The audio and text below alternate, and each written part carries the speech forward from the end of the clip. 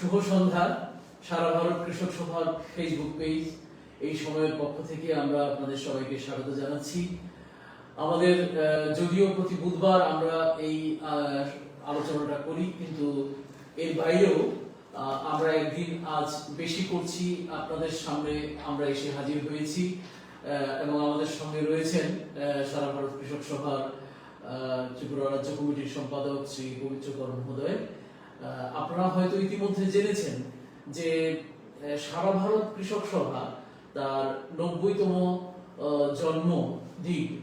জন্মদিবস এবছর উদযাপন করতে যাচ্ছে। আগামীকাল অর্থাৎ ১১ই এপ্রিল সারা ভারত কৃষক সভার ৯০তম জন্মদিবস, এবং এই দিনটি একটি উল্লেখযোগ্য দিন। কারণ স্বাধীনতা আন্দোলন যখন একদম তীব্র আকার ধারণ করেছে, সেই সময়ে আজকে থেকে ৯০ বছর আগে ১৯৩৬ সালে লখনৌয়ে প্রথম এই একটি সম্মেলন অনুষ্ঠিত হয়েছিল।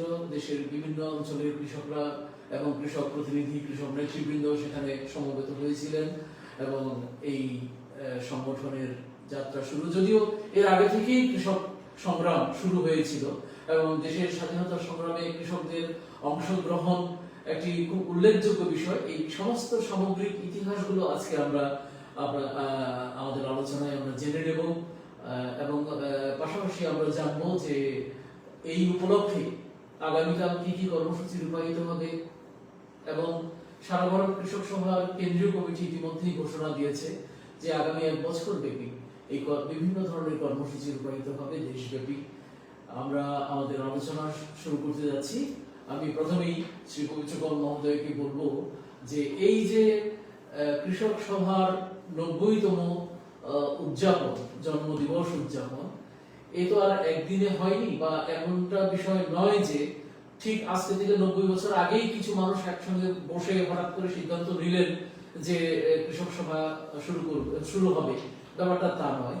এই কৃষক সভার গড়ে ওঠার যে প্রাক ইতিহাস এবং কৃষক সভার গঠনের যে ইতিহাস, এই বিষয়টুকু আমি আপনার কাছ থেকে প্রথমেই জেনে নিতে চাই। এটা আপনি বলেছেন ১৯৩৬ সালের ১১ই এপ্রিল উত্তরপ্রদেশের লখনৌ শহরে অল ইন্ডিয়া কংগ্রেস কমিটি আইসিসির খুব সম্ভবত ৪৮তম অধিবেশন হয়েছিল, যে অধিবেশনে পণ্ডিত জওহরলাল নেহরু সভাপতিত্ব। সেই অধিবেশনের মধ্যে একটা আলোচনাও ছিল যে দেশের বিভিন্ন প্রান্তের যে কৃষক সংগঠন, কৃষকরা যেভাবে বিদ্রোহ করছে ইংরেজ সরকারের বিরুদ্ধে, বিভিন্ন প্রান্তে তা বিভিন্ন ভাবে এটা হয়তো সংগঠিত না, যার যা জায়গা সংগঠিত, এটাকে একত্রিত করে কৃষকদের ইস্যুটাকে এআইসিসিতে গুরুত্ব দেওয়া দরকার। তখন এই অল ইন্ডিয়া কংগ্রেস কমিটি এটা একটা মহাসংগ্রাম। কারণ ব্রিটিশরা প্রথম থেকেই সমাজতন্ত্রের চিন্তাধারা যারা নিয়ে কাজ করতেন কিংবা কমিউনিস্ট মতবাদী যারা ছিল, তাদের প্রতি বেআইনি ঘোষণা করা হয়েছিল, তারা এটা করতে পারবেন না। তাই এই এআইসিসি ছিল একটা সম্মিলিত স্বাধীনতা আন্দোলনের শক্তি। এর মধ্যেই সবাই কাজ করতেন, সমাজতন্ত্রী যারা, কমিউনিস্ট যারা, উদারপন্থী যারা, তারাও কাজ করতে থাকে। এই অধিবেশনে যখন এই বিষয়টা প্রধান আলোচনার মধ্যে আসলো, তখন এখানে উপস্থিত বিভিন্ন সমাজতান্ত্রিক চিন্তাধারার যারা লোক ছিলেন, কমিউনিস্ট মতাদর্শের যারা অধিবেশন ছিলেন, তারা এআইসিসি অধিবেশনের ফাঁকে নিজেরা বসলেন। বসেই সেখানে ১১ তারিখে ফর্ম করলেন, আমরা এখানে সারা ভারত কৃষক কংগ্রেস নাম দিয়ে আমার একটা সংগঠন তৈরি করা হয়। আলোচনা হলো, আলোচনা হইয়া সহজানন্দ সরস্বতীকে প্রথম দায়িত্ব দেওয়া হলো। কারণ তিনি ইতিমধ্যে বিহারে সারা ভারত কৃষক সভার নাম দিয়া ১৯২৮ সালে ওই কৃষকদের যে লড়াই, উনি ছিলেন একটু সমাজ সংস্কারক, জমিদারের লড়াই, বিভিন্ন লড়াই নিয়ে তিনি এই সংগঠনটা তৈরি করেছিলেন। বিহার প্রাদেশিক কৃষক সভা আচ্ছা। বোর্ডে আর কি। আচ্ছা। তাই ওনাকে দায়িত্ব দেওয়া হলো। এক বছর পরে এই সংগঠনের নামকরণ এবং তার পতাকা এগুলো নির্দিষ্ট হলো, এবং তখনই নামকরণ করা হলো সারা ভারত কৃষক সভা। আচ্ছা। এবং তার পতাকা তৈরি হলো শ্রমিক কৃষক মৈত্রীর যে ভিত্তিকা যেতে হয় লাল পতাকা হিসেবে। আচ্ছা।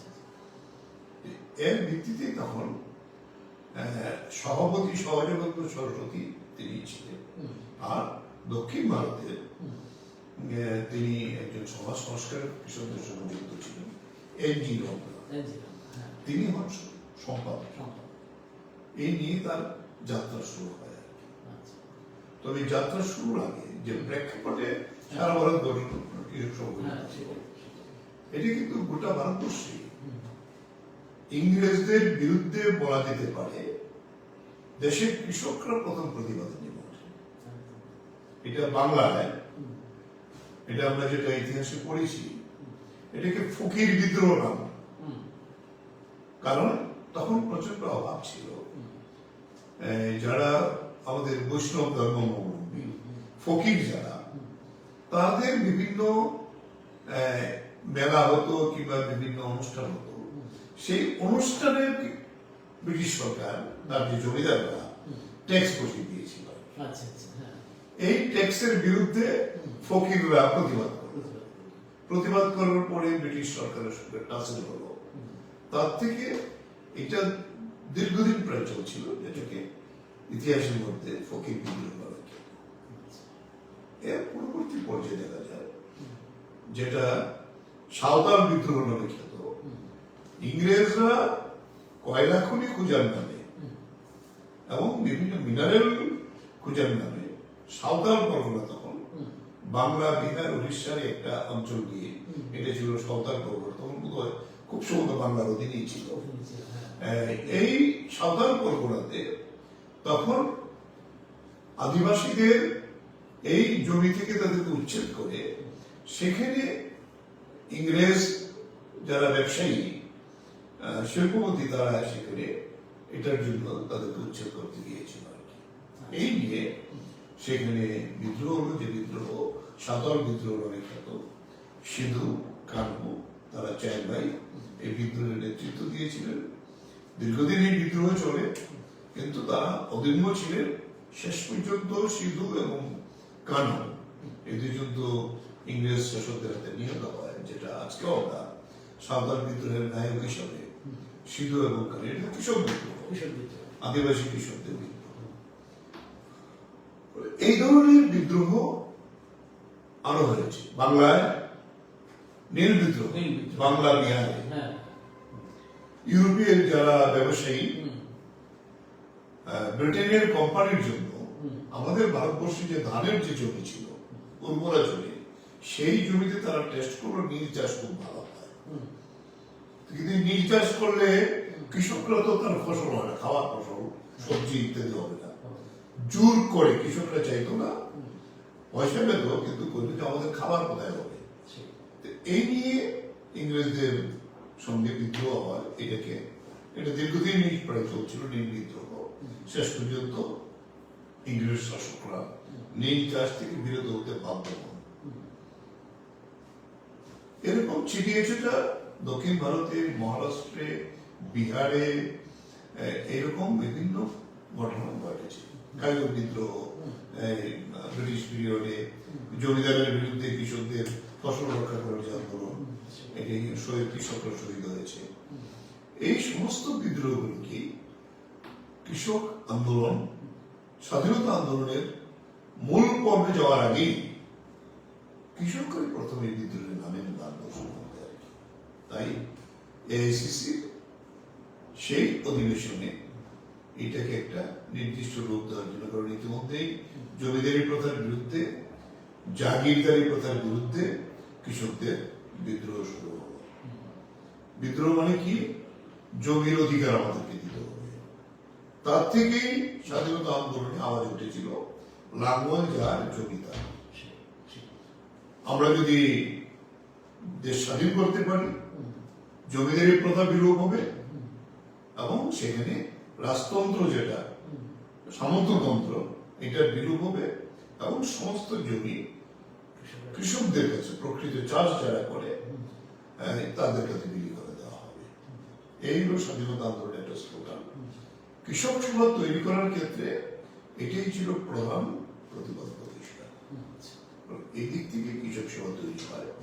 কৃষক সভা তৈরি হওয়ার পরবর্তী সময়তে এই কৃষক সভার নেতৃত্বে আজকের এই 90 বছর ব্রিটিশ পিরিয়ডে যেমন সংগ্রাম হয়েছে, পরবর্তী পর্যায়ে ব্রিটিশরা যখন চলে গেছেন দেশ স্বাধীন হওয়ার পরেও আমাদের দেশের কৃষকরা বিভিন্ন আন্দোলন করেছে এবং তার মধ্যে আমাদের ঐভুক্ত বাংলাতে তখন ছিল বর্গাদার যারা, তারা জমির অর্ধেক পাক, কিন্তু পুষায় না তাদের। সেই তেভাগ আন্দোলন, এটা বিরাট বড় আন্দোলন হলো বাংলায়, এটা 2 বাংলাতেই হয়েছে। এই আন্দোলন সেই শক্তিশালী আন্দোলন হয়েছিল, যেটা তেভাগ আন্দোলন নামে খ্যাত। সুরমা বিলি আন্দোলন এটা খ্যাত। তারপরে স্বাধীনতার পরেও আমাদের তেলেঙ্গানাতে কৃষক বিদ্রোহ, যেহেতু ওইখানে নিজামের বিরুদ্ধে প্রথম, নিজামরা তখনও তো ভারতবর্ষে যুক্ত হয়নি, কিন্তু নিজামের বিরুদ্ধে যখন কৃষকরা জমি দখলের আন্দোলন হয়েছে, স্লোগান নাঙ্গল যার জমিদার, এটা শুরু হলো কৃষক সভার নেতৃত্বে।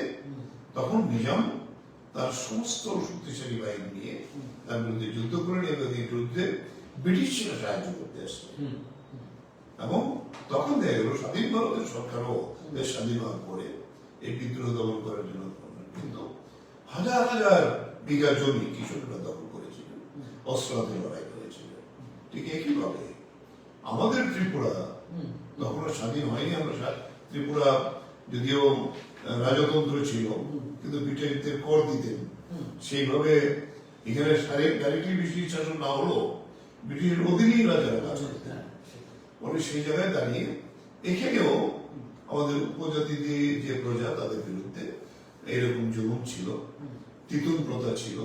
তিতুন প্রথা মানে বেগার প্রথা, এই যে তারা যাবেন, রাজা কিংবা ব্রিটিশ সৈন্যরা যাবেন বিনে পরিশ্রমে, পারিশ্রমিকে সেখানে তাদের মাল বহন করতে হতো। এই সমস্ত মিলিয়ে তার বিরুদ্ধে ত্রিপুরার উপজাতি কৃষকরা প্রথম প্রতিবাদ করলেন এবং এই প্রেক্ষাপটেই প্রথম উপজাতি সমাজের মধ্যে শিক্ষাকে দূর করার জন্য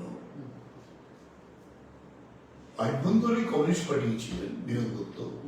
তিনি এই উপজাতি যুবকদের শিক্ষার আলোকে নিয়ে আসার জন্য সেখানে জনশিক্ষা সমিতি তৈরি করেছিলেন 1945 এবং এটাও হয়েছিল, দীর্ঘ ইতিহাস আছে তার। এবং জনশিক্ষা সমিতি একটা বিরাট প্রভাব তৈরি করেছিল উপজাতি এলাকাতে। শিক্ষার না, শুধু শিক্ষা না, সমাজ সংস্কার করা, বিভিন্ন ভাবে উপজাতি সমাজের উপর যে বিভিন্ন নির্যাতন অত্যাচার তার বিরুদ্ধে প্রতিবাদ করা। এবং তারাও তখন দেশ স্বাধীন হওয়ার সময়টাতে দেখা গেল এদেরও কমিউনিস্টরা তার পেছনে আছে কইয়া, এই দশরথ দেব, হেমন্ত দেব বর্মা, সুদর্ম দেব বর্মা, বীরেন দত্ত, তাদের বিরুদ্ধে হুলিয়া জারি হলো আর কি। তখন দেখা গেল জনশিক্ষা সমিতিকে রক্ষা করা কঠিন হয়ে গেল। কিন্তু যদিও কোনোদিন জনশিক্ষা সমিতি বেআইনি হয়নি, কিন্তু নেতাদের উপর পড়িয়াছিল, তারা বুদ্ধি করে বীরেন দত্ত সহ উপজাতি গণমুক্তি পরিষদ তৈরি করে, মুক্তি পরিষদ তার নাম ছিল। এটা মূলত কৃষকদের সংগঠন। সারা ভারত কৃষক সভা নামে প্রথম ত্রিপুরায় কৃষক সভা হয়নি, কিন্তু যেহেতু উপজাতি অধ্যুষিত এলাকায় বেশি, সেখানে প্রথম সংগ্রাম হয়েছে। মুক্তি পরিষদেই মূলত ত্রিপুরাতে কৃষক আন্দোলনের সৃষ্টি। কৃষকদের বিভিন্ন খাজনার বিরুদ্ধে লড়াই, তারপরে বিভিন্ন এই রাজতন্ত্রের বিরুদ্ধে এই যে বিভিন্ন প্রতিরোধার জন্য লড়াই, এবং বিভিন্ন জায়গাতে জমি দখলের লড়াই। তারপর অভাব যখন হয় তখন ধর্মগোড়া তৈরি করেছিল, কৃষকরা ফসল কম দামে দিতেন, অভাবের সময় গরিব কৃষককে সেগুলি দেওয়া হতো। অনেক সমাজ সংস্কারমূলক কাজ তখন এখানে ডাইনি প্রথা ইত্যাদির বিরুদ্ধে একটা বিরাট প্রভাব তখন গণমুক্তি পরিষদ তৈরি করে। এবং সবচেয়ে উল্লেখযোগ্য ঘটনাগুলি হলো যে 1948 যেটা আমরা বলি যে প্রথম ঐক্যবদ্ধ প্রতিরোধ হয় মহাজনের বিরুদ্ধে, সেটা গোলাঘাটিতে 1948 সেটাও তো কৃষক আন্দোলন। সেখানেই দেখা গেল প্রথম উপজাতি কৃষক এবং সংখ্যালঘু মুসলিম যারা তারা একত্রিত হয়ে তখন প্রচন্ড অভাব হয়েছিল, এবং দেখা গেল বিশালগড়ের মহাজন বরিশা তিনি সমস্ত দাদন দিত আর কি, কম দামে সেখানে ফসল কিনতে। এই সমস্ত দাম যদি বিশালগড় চলে যায় তাহলে অভাব যেভাবে শুরু হয়েছে দুর্ভিক্ষ মতো আমরা তো খেয়ে বাঁচবো না। তাই তার সঙ্গে গণমুক্তি পরিষদ আলাপ আলোচনা করে একটা মীমাংসা যাওয়ার চেষ্টা করবো যে আমরা কম দামে আমাদের দিয়ে দিতে হবে, আমরা তোমার দাম কিনে রাখবো যাতে অভাবের সময় আমাদের কোনো অসুবিধা না হয়।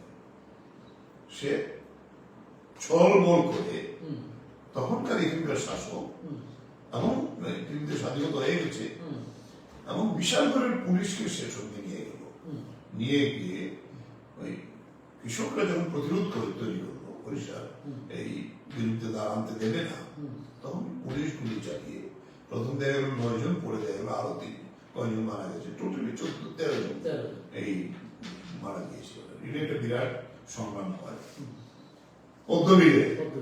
দশরথদেবকে এখানে আছে এটা পূজার জন্য ব্রিটিশ পুলিশ, ভারতের পুলিশ সব মিলিয়ে সেখানে যান, এবং সেখানে যখন মহিলারা এই তার গ্রামে পুলিশ গেছে করে প্রতিরোধ তৈরি করেন কুমারী মধুদিনী বসছে, এটাও কিন্তু কৃষক আন্দোলন।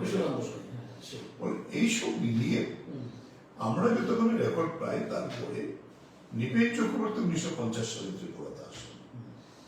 তিনি আসার পরে উদ্বাস্তু আন্দোলন শুরু হয় এই সময়টাতে, উদ্বাস্তু আন্দোলন এগুলো কমিউনিস্ট পার্টির নেতৃত্বে হয় তখন, এবং তখন আস্তে আস্তে এই বিরোধ শুরু হলো বিভিন্ন যারা মহাজন তাদের বিরুদ্ধে ইত্যাদি মিলিয়ে। তখন আলাদাভাবে চিন্তা হলো যে উপজাতি কৃষকদের মধ্যেও সংগঠন তৈরি করা যায়, কিন্তু উপজাতির মধ্যে সংগঠন তৈরি করার চিন্তা হলো যে গণমুক্তি পরিষদ এবং কৃষক সভা একসাথে কাজ করতে হবে। যে কারণে আমরা এখনো গণতন্ত্র লেখা নেই, কিন্তু আমরা কৃষক সভা যখন তৈরি হয়, কৃষক সভা সভাপতি হন আমাদের গণমুক্তি পরিষদের আর এমনিতে এইভাবে এই পরম্পরাটা চলে আসছে। তারপরে সেই দিক থেকে দাঁড়িয়ে আমরা বলবো ত্রিপুরা কৃষক আন্দোলন মানে গণমুক্তি পরিষদ তার প্রতিষ্ঠা, তারপর আলাদা হয়েছে। আমরা যতদূর খবর পেয়েছি সেটা হলো 1954 সোনামুড়াতে প্রথম একটা সম্মেলন হয়, যে সম্মেলনের মধ্য দিয়ে সারা ভারত কৃষক সভা প্রথম সম্মেলন হয়। 305 জনের মতো প্রতিনিধি, এটা আমরা একটা রেকর্ড পেয়েছি। আব্দুল্লাহ রসুল বাংলার কৃষক আন্দোলন প্রতিনিধি হিসাবে তিনি এসছে, আমরা নেতৃত্ব হিসেবে এসছেন, এবং ওই সম্মেলন থেকে মন চৌধুরী সংগ্রামী নেতা, তিনি হয়েছিলেন সম্পাদক, এবং বদর আলী মাস্টার সোনামুড়া 21 বাড়ি ছিলেন, তিনি হয়েছিলেন সম্পাদক সভাপতি। এই নিয়ে প্রথম শুরু হয়, এরপরে বিভিন্ন ইতিহাস এটা তো এখন চলছে আমাদের কৃষক সভা।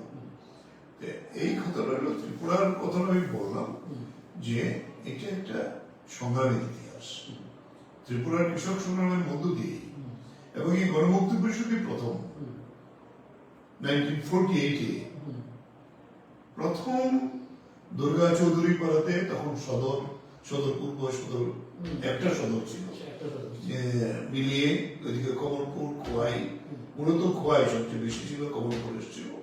দুর্গা চৌধুরী পাড়া 7 দিন সময় জমায়েত হয়েছিল 1948। এই জমায়েত থেকে দুর্গা চৌধুরী পাড়া থেকে যেটা জানা আমাদের দুর্গা চৌধুরী পাড়ার হেমন্তদেব বর্মার থেকে কাশীপুর হয়ে চন্দ্রপুর হয়ে এই মিছিল ঘুরে তখন আবার দুর্গা চৌধুরী, পুলিশ বুঝতেও পারেনি সে মিছিল আসছে।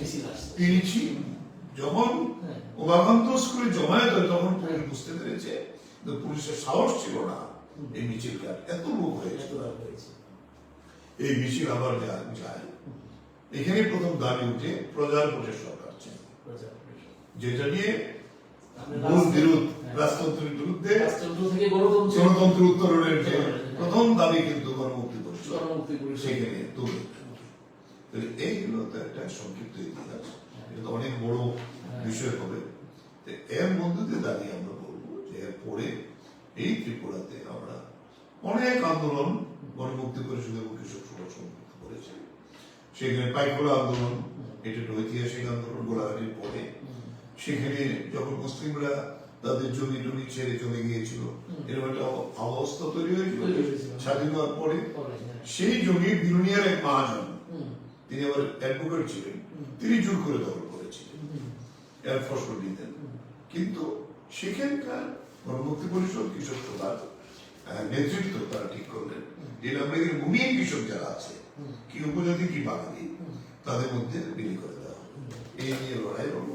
পুলিশ মহাজনের পক্ষে গেলেন, কিন্তু এই লড়াইতে এই জমি রক্ষা করেছে এটা পাইকোলা আন্দোলন। সেখানে বিরাট লড়াই হয়েছিল। আমাদের গণমুক্তি পরিষদ কৃষক সভার নেতৃত্ব দীর্ঘদিন জেলে ছিলেন, তারপরেও এই লড়াইতে হয়নি।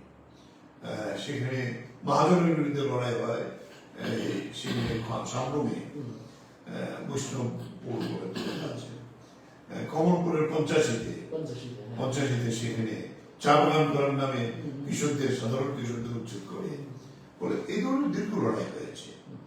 বলে লড়াই হয়েছে কৃষক সভার নেতৃত্বে। অভাবের সময়তে সেখানে খাদ্য গুদাম, সেখানে লড়াই জোর করে দখল করেছে কৃষকরা, খাদ্য বিলি করেছে। লেবির বিরুদ্ধে জড়াম, এই যে লড়াইতে কমলপুরে আমাদের শহীদ হয়েছে কমরেড। বলে এই ধরনের লড়াইয়ের মধ্য দিয়ে আমাদের দেশে যেমন কৃষক আন্দোলন শক্তিশালী হয়েছে, ত্রিপুরাতেও আজকে কৃষক আন্দোলন, গণমুক্তি পরিষদ এবং কৃষক সভা একসাথে এই লড়াই করে আমরা ত্রিপুরাতে স্থায়ী অবস্থান তৈরি করেছি। না, এই যে আপনি মানে এই কৃষক সভার ইতিহাসের প্রেক্ষাপটটা আলোচনা করতে গিয়ে ত্রিপুরার ইতিহাসটা যেটা বললেন আপনি, এটা এক মানে অভূতপূর্ব মানে ঐতিহাসিক মানে তথ্য বলা যেতে পারে। এই যে দীর্ঘ লড়াই, সেই গণমুক্তি পরিষদ থেকে কৃষক সভা এবং একের পর এক, যেখানে প্রথমে রাজতন্ত্র এবং পরবর্তী সময় যখন নাকি রাজতন্ত্র এখান থেকে উচ্ছেদ হলো এবং ত্রিপুরা ভারতীয় ইউনিয়নে যোগদান করলো, এখানে একটি সরকার প্রতিষ্ঠিত হলো এবং সেই সরকারের বিরুদ্ধে কৃষকরা লড়াই আন্দোলন করলেন এবং পুলিশের গুলি খেয়ে তারা শহীদের মৃত্যুবরণ করলেন। এই ইতিহাসগুলো কি এই 90 বছরের মানে উদযাপনকে কেন্দ্র করে এই ত্রিপুরার কৃষক আন্দোলনের ইতিহাসগুলো কি নবীন প্রজন্মের কাছে পৌঁছে দেওয়ার কোনো চিন্তা আছে? আমাদের কেন্দ্রীয় কমিটি সিদ্ধান্ত নিয়েছে একটি সংগঠন 90 বছর পার করে এসে দাঁড়িয়েছে। এটা বিরাট ইতিহাস নিয়ে এই কৃষক সভা চিন্তা করেছে প্রথম, এই যে বিরাট কৃষক আন্দোলন হলো, এই কৃষক সভাই যুক্ত করেছে 500 কৃষক সংগঠন, যুক্ত করে 3 কৃষি আইনের বিরুদ্ধে যে লড়াইটা হলো 1 বছর সময় দিল্লিতে, সেই লড়াই শুধু ভারতবর্ষে না, পৃথিবীর ইতিহাসের বৃহত্তম কৃষক লড়াই। এরপরেও কিন্তু সেই ইতিহাস ধরে আমরা সবাইকে যুক্ত করবো। আমরা দেখেছি শুধু কৃষক একাই লড়াইতে আমরা জয়লাভ করবো। ভূমি অধিকার আন্দোলন নামে হয়েছে মধ্যপ্রদেশে, কৃষকদের উচ্ছেদ করেছিল তার বিরুদ্ধে দিয়ে ভূমি অধিকার আন্দোলন হয়। এই এবং আন্দোলনের ফলে সরকার বাধ্য হয়েছিল যে জমির জন্য অন্যায়ভাবে কোনো জমি একোয়ার করা যাবে না, তার বর্তমান মূল্যের 3 গুণ দাম দিতে হবে, কৃষকের মত নিতে হবে, সেখানে এই পঞ্চায়েতের মত নিতে হবে, 3 ফসলা জমি একের বিশেষ প্রয়োজন না হলে একোয়ার করা যাবে না। এই ধরনের লড়াই কৃষক সভা তৈরি করেছে। আজকে আমরা বলবো যে এই লড়াইতে কৃষক সভা তার এই ঐতিহ্যপূর্ণ যে সংগ্রাম, সেই সংগ্রাম নিয়ে আমাদের কেন্দ্রীয় কমিটি সিদ্ধান্ত হয়েছে আমাদের এই 90তম বর্ষটি আমরা সারা বছর ব্যাপী আলোচনা করব। ত্রিপুরাতে আমরা এখন একটা নির্বাচনী প্রক্রিয়া চলছে, আমাদের অটোনোমাস এরিয়া ডিস্ট্রিক্ট কাউন্সিলের নির্বাচন সামনে আছে। তাই আমরা 11 তারিখে আমাদের প্রত্যেকটি জেলা, মহকুমা এবং লোকাল স্থানীয় স্তরে আমরা কালকে পতাকা উত্তোলন করবো আগরতলায়। আমরা আমাদের কালকে পতাকা উত্তোলনের পরে এখানে একটি সাধারণ সভা হবে, এই আলোচনাগুলো হবে সেখানে। এরপরে আমরা নির্দেশ পাঠিয়েছি সঞ্চালকে, নির্বাচনী প্রক্রিয়া শেষ হয়ে যাওয়ার পরে সামনে আসছে আবার পয়লা বৈশাখ, সংক্রান্তি, পয়লা বৈশাখ, এই সমস্ত ইয়ের পরে আমরা সারা বছর সময় এই বিষয়গুলোর উপর আমাদের কর্মীদের প্রথম শিক্ষিত করব, ইতিহাস নিয়ে আমরা আলোচনা করব। তারপরে আমরা আরো কৃষকদের কিভাবে একাত্ম হতে পারি। এখন এই সরকারের সময়তে সবচেয়ে বড় সমস্যা আজকে কৃষকদের সেখানে তৈরি হয়েছে। সেখানে জমি ফসল করা, ফসল তোলা বিরাট অসুবিধা তৈরি হয়েছে। যে ব্যবস্থা বামপন্থী সরকারের সময়তে কৃষকদের যে প্রাধান্য দিয়ে করা হয়েছিল তার সবকিছু প্রায় ধ্বংস হয়ে গেছে। এখন কৃষকরা বৃষ্টি নির্ভর হয়ে গেছে ত্রিপুরাতে, এবং কৃষকরা যদি নিজেরা দায়িত্ব না নিয়ে পড়ে সরকারের কোনো সাহায্য পাওয়া যায় না। এবং এটা আগে আমরাই বুঝতে পেরেছিলাম, এখন যারা এই শাসক দল বিজেপিকে যারা ভোট দিয়েছিল তারা বুঝতে পেরেছে যেটা আমাদের প্রতিফলন হচ্ছে আমাদের সম্পর্ক। এবং গোটা দেশে আমাদের সারা ভারত কৃষক সভা একমাত্র সংগঠন, এটা হলো যে এখন সবচেয়ে বড় কৃষক সংগঠন। 28টি রাজ্য এবং কেন্দ্রশাসিত অঞ্চল মিলিয়ে আমাদের কৃষক সভা আছে। 450 উপরে জেলাতে আমাদের কৃষক সংগঠন কাজ করছে, এবং তার মেম্বারশিপ 1 কোটি প্রায় 55 লক্ষের উপরে আমাদের মেম্বারশিপ রয়েছে। এত বড় সংগঠন পৃথিবীর অনেক দেশই নেই। সেই জায়গায় দাঁড়িয়ে কিন্তু আমরা দেখি যে এটি যথার্থ না। আমাদের আরো কাজের দায়িত্ব নিতে হবে, কৃষক সংগঠনকে সেভাবে আমাদের নেতৃত্ব দিয়ে তৈরি করতে হবে যাতে করে আমরা আরো বেশি করে মানুষের কাছে যেতে পারি। এবং আমাদের একটা স্লোগান আমরা কৃষক সভা থেকে তৈরি করেছি, যে গ্রামে কৃষক আছে সেই গ্রামে কৃষক সভা করতে। প্রতিটি কৃষকের কাছে কৃষক সভাকে পৌঁছতে হবে, তাকে সম্ভব করার নাও যায় তাকে কিভাবে যুক্ত করতে পারি তার জন্য সব কৃষকের জন্য কৃষক সভা। এখানে আমাদের কোনো রাজনৈতিক ভেদাভেদ নেই, আমরা অরাজনৈতিক সংগঠন। যদিও আমাদেরকে চিহ্নিত করে, কিন্তু আমরা বলবো কৃষকের স্বার্থের জন্য আমরা সমস্ত কৃষককে আহ্বান করবো, আসুন আমাদের নামেও যদি আপনার আসতে অসুবিধা হয়, আপনার সমস্যা আমরা কাছে জানেন, আমরা আপনার কাছে যাবো। আপনি আমার মেম্বারই হতে হবে এমন কোনো কথা নাই, কৃষক সমস্যা নিয়ে আন্দোলন করবো। ত্রিপুরার জাতীয় উপজাতির 2টা অংশের মধ্যে ওদিকে গণমুক্তি পরিষদ তারা উপজাতি এলাকায় কাজ করেন, আর অপজাতি এলাকায় আমাদের কৃষক সভা কাজ করেন। এবং এই 2টা কাজ আমরা আমাদের যে কেন্দ্রীয় রাজ্য কমিটি হয় সেই কমিটিতে আমাদের কৃষক সভার যে কর্ম পরিষদ যারা তাদের যে সেক্রেটারিয়েট আছে তারা আমাদের মেম্বার হন, এবং সভাপতি এখনো আমাদের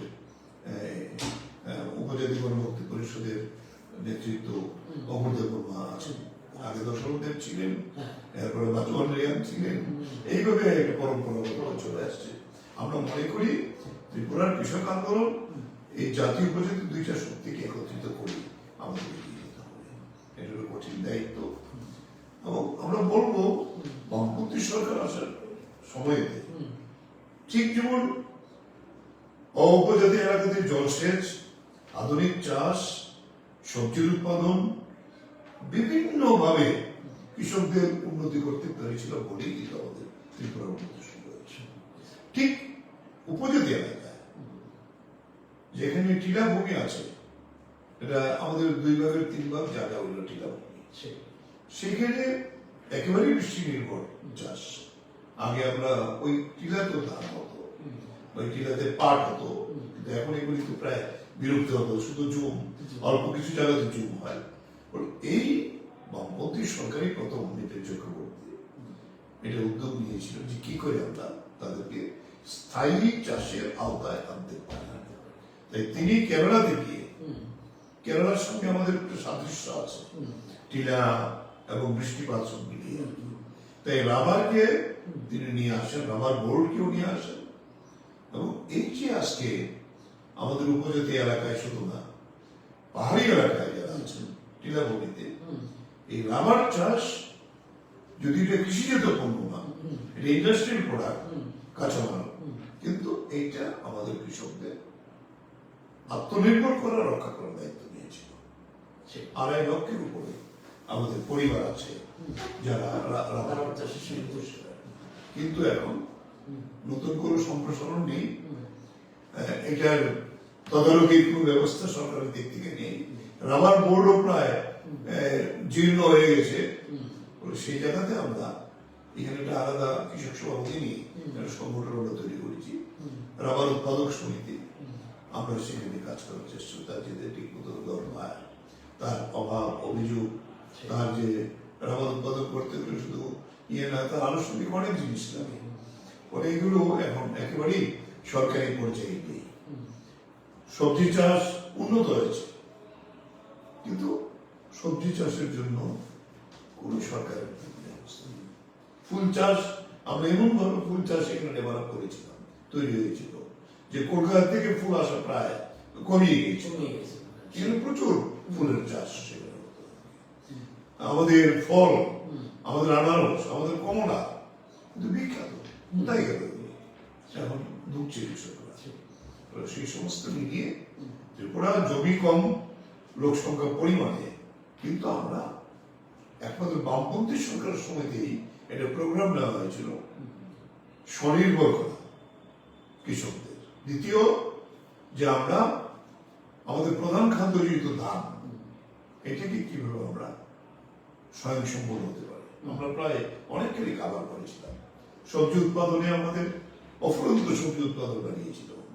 ফলের চাষ, ফুলের চাষ, আমি আপনাকে বললাম, মাছের চাষ, কারণ আমাদের এখানে 99% মানুষ মাছ মাংসের উপর নির্ভরশীল। এটা আমাদের খাদ্য অভ্যাস আমাদের। তাই এর অফুরন্ত যেতে হবে, দুধের যোগান, এই সব কিছু বলা যেতে পারে এই 8 বছরে একেবারে কৃষকরা ধরছে প্রায় সর্বক্ষেত্রে। এখন শুধু বক্তৃতা হচ্ছে, নিচে গিয়ে কিছু নেই। কিন্তু কৃষক সভা এই সমস্তগুলিকে আমরা একত্রিত করি, গণমুক্তি পরিষদ এবং সারা ভারত কৃষক সভা আমরা যুক্তভাবে কাজগুলি করার চেষ্টা করছি। এই বিষয়গুলো আমরা এই আগামী 1 বছর সময়ে আমরা প্রথম পর্যায়ে ঠিক করেছি এপ্রিল মাসে।